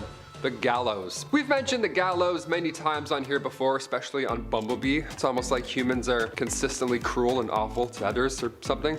Odd. But when it comes to meeting your fate in the Wild West, well, it sounds horrible to say, but with everything else that we've heard, at least being hanged was fast. Being kicked by a horse and whatever comes afterwards, probably not so quick. And in the case of Tom Blackjack Ketchum, it was a historical death. See, after a train robbery gone wrong, Tom Ketchum was held in prison until his date with the gallows arrived. But while waiting in prison, he gained weight. This guy was eating. He was eating good, apparently. He weighed around 200 pounds by the time of his demise. And dark detail here, but his body was so heavy that when he was finally hanged, his head left his body. It kind of like, you know, it popped off his torso. It's disgusting, but we have to end on that. I can't go from a guy losing his head to like camels. You know what I mean? Doesn't make any sense. Number 10, dead bodies for entertainment. Now, life sure wasn't easy on the frontier. If the dysentery didn't get you, there was always the chance you'd end up staring down the wrong barrel and find yourself in a hastily dug grave. Or, if you were real unlucky, your dead body got stuffed and carried around the country as a sideshow attraction to get folk to spend a nickel to gawk at you. Wasn't too uncommon for sheriffs to pose dead bodies of outlaws like fishing trophies for photos. Imagine that on Wild West Tinder. Elmer McCurdy was one of the last famed outlaws who, after a failed train heist, found himself buying the farm at the hands of lawmen after a $46 take. McCurdy's body was taken from coroners by someone who claimed to be a friend, but really all they did was sell him across the country to circuses, carnivals as the body of an outlaw that you could come pay a nickel to see. Eventually, McCurdy would end up in a Long Beach, California, where a TV show being filmed was using an amusement park as a backdrop. Set designers were moving a prop mummy in the haunted house, only to discover that the prop wasn't too much of a prop at all, but was the stinking corpse of the no-good varmint Elmer McCurdy. He would end up getting himself a proper burial after 66 years. Hey, you think your job's hard? Fella was working 66 years after dying. It's a living or a dying. Number 9, cowboy shows. Is there anything more iconic than the cowboy? The symbol of American freedom, manliness, and all things that made the West. Rough, rugged men with thick calluses from hard days working the field, not sitting around playing pretend, except when cowboys would play pretend on stage for sold-out audiences. Now, there weren't too much to do out in the Old West. TikTok was just what you heard if you listened to a clock. So one way folks on the frontier really enjoyed passing the time was watching a cowboy show, where the slingers of Western legend like Buffalo Bill would perform all their best tricks, or recreate stagecoach robberies, or buffalo hunts for thrilled audiences. Now, these weren't particularly well-written shows or well-acted shows. These fellas weren't thespians now, they were men of the road. But imagine this sort of thing now. Imagine going to a show to watch a Marine fire off a bunch of rounds and pretend to rob a truck. Be kinda weird, I guess. But that's what you do when no one's invented the internet. You get up to some pretty weird stuff. Number 8. Eating garbage. If you imagine the frontier, what kind of food comes to mind? Maybe a hearty bowl of chili? A nice stew, cooked rabbit over a fire? Oh, you wish. Frontier folk had to eat whatever they could come by in a fork. As such, some Wild West tastes might not sit right on a modern palate. One Virginian cookbook from 1878 lists a way to prepare squirrel stew, and I ain't even gonna bother including the directions in case you wanted to make that at home, because just the idea of munching a squirrel makes me want to hurl. I suppose when you really come down to it, squirrel ain't that much weirder than a rabbit, but I wouldn't order it off the menu. Now, if squirrel stew ain't your cup of tea, maybe cooked calf brain might do it for you. Boiled brains of calves were commonly served alongside bacon and eggs as a breakfast staple. Other frontier favorites included son of a gun stew, which was a hodgepodge mix of all the garbage you wouldn't normally eat. Calf hearts, liver, intestines, tongue in a pot with onion, salt, and pepper. My stomach's ringing. That's just like Mom used to make. What's that smell? Let's continue on that last point about cooking, because I got a humdinger of a fact that'll make that last one seem downright appetizing. If brains and guts didn't turn you off cowboy cooking, let me tell you this. The Great Plains and the frontier weren't exactly known for being particularly arborous. That's a $5 word that means there weren't a whole heck of a lot of lumber to make into firework, not too many trees around in the desert. So if folks wanted to get a proper bonfire going, you'd have to get creative and use alternative kindling, namely feces. Lots and lots of buffalo crap. Now, if you're still watching this video and you ain't clicked out, let me keep explaining. It sounds horrifically disgusting, and I certainly would not recommend you use feces should firewood be available. But by all accounting, prairie chips, as they call them, were plentiful, easy to find, and worked real well as kindling. They were quick and hot, and allegedly didn't smell half as bad as you think, but I'll take their words for it. I would not be surprised none at all if life on the frontier didn't burn their sense of smell. Living in a mining town was expensive. Now this might surprise you, but working in a mine in a mining town wasn't particularly a good time. It wasn't just awful and hazardous to your health, making your lungs black as midnight on a moonless sky, but it was also affecting your wallet. In fact, living in a mining town was more expensive than it was to live in modern day Silicon Valley, and cowboys don't even have the luxury of Uber Eats. You had to wrestle up all that food yourself. You think inflation's affecting your grocery bill now? During the gold rush, real shucksters would price gouge on everything. If your town was getting hit by that gold rush and prospectors were swarming on in, general stores would raise the price on everything to crazy degrees. For example, a carton of eggs from a flourishing store in California would run you $3 in 1951. Now that don't sound too bad, but adjust that for today's inflation, and that carton of eggs comes out to $105 for eggs. That better be the best omelet I ever had. If you knew you had loads of miners in town, you could sell shovels and pickaxes for basically whatever you wanted. You controlled the market. Some stores would sell shovels for $36, which would translate out to about $1,200 in today's dollars. No wonder everyone was robbing each other on the side of the street. The stores were robbing you blind. I'm doing the voice of the whole video, editor. I hope you know. The real number 5, medicine shows. So after a long day being gouged at the market and eating bacon cooked over buffalo poop, you'd probably want to wind down and take in a show. Now I mentioned before you could catch a cowboy show, but if you were all caught up, maybe you'd want something else. What about a medicine show? Now healthcare wasn't much to shake a stick at back then. As such, 'tweren't uncommon to have a quack ride on into town and start offering a miracle cure for all that ails. Just a drink of this miracle solution and watch your health improve. You see, troublesome things like the FDA or advertising laws didn't exist way back when, so you could basically say your product did absolutely whatever and it was fine, and by God you could put whatever you wanted in it. You've all heard the legend of where Coca-Cola gets its name, and I'll tell you, there's a reason for that. Over the years, the art of the snake oil salesman became a performance on its own, an art form if you will. Medicine shows would have events like burlesque dancers, dogs and ponies, a pie eating contest, all to get sales through the roof, and it worked. These doctors would take in hand over fist. Way easier making money than robbing a train. You just gotta rob people blindly and tell them that you're helping them. Number 4, watching a hanging. Johnny Cash shot a man just to watch him die once. If only he'd known that you could just head on out town square to watch a man die, could have saved himself those Folsom Prison blues. In fact, I never understood why he was complaining about Folsom Prison. He put himself in there. It wasn't uncommon back then out in the frontier for a sheriff to try and swing folk into a good mood to try and make light of a bad situation. Supposedly it boosted morale around town if you watched an outlaw hanging from a tree. And dark as this is, it was a bit of a practical thing. There weren't nearly enough lawmen to stretch across the frontier, so if someone was causing trouble, oftentimes it was a little easier to string them up and sort all that business out later. Crowds would love this too. It might seem a bit grim to you and me, but this would be a whole family affair. You'd bring everybody out to come hurl insults and throw vegetables at a local horse thief, and it was less like an execution and more like a sport, you know? Good fun for the whole community that brings everybody together. Number 3, drinking poison. There are few Western locales or imagery even half as iconic as the saloon. Imagine them doors swinging on open, a cowboy moseying on in, looking to find out who killed his paw. The kind of place you could play cards and get yourself a stiff drink. A real stiff drink. Because if you drank what they were drinking back then, you'd be in a ditch with your eyes rolled back and the buzzards picking at your ribs.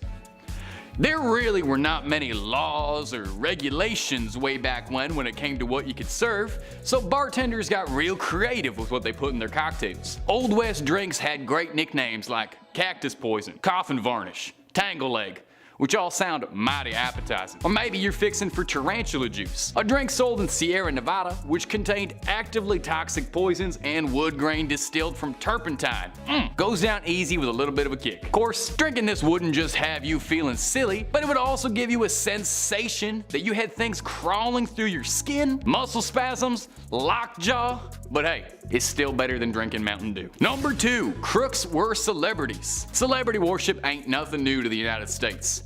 America's always had celebrities. While today we might be obsessed with troublesome bad boys like Kanye West, back then their bad boys and celebs were thieves, killers, and all manner of crooks. Legendary outlaws like Billy the Kid inspired fans the way we talk about celebrities now. In Kid's case, someone had published a biography about him not even a month after he was cold on the ground. Outlaws were romanticized like Robin Hoods, stealing from the wealthy and giving to the poor. This perception came from the fact that most outlaws came from pretty humble beginnings and turned to crime as a means of survival. Additionally, the harsh conditions of life on the frontier led to a natural mistrust of authority, which fueled admiration for men like this who stuck it up to the law. You'd read stories about them in the newspaper and books, heck, you'd even get trading cards of notorious crooks with a pack of cigarettes. Of course, Lawman got famous too. Wild Bill Hickox was a lawman, and then he went on to do all them cowboy shows. Makes a lot of sense if you really think about it. These fellas were larger than life storybook characters, except they lived in your town and you could go and shake their hands and ask them about their adventures.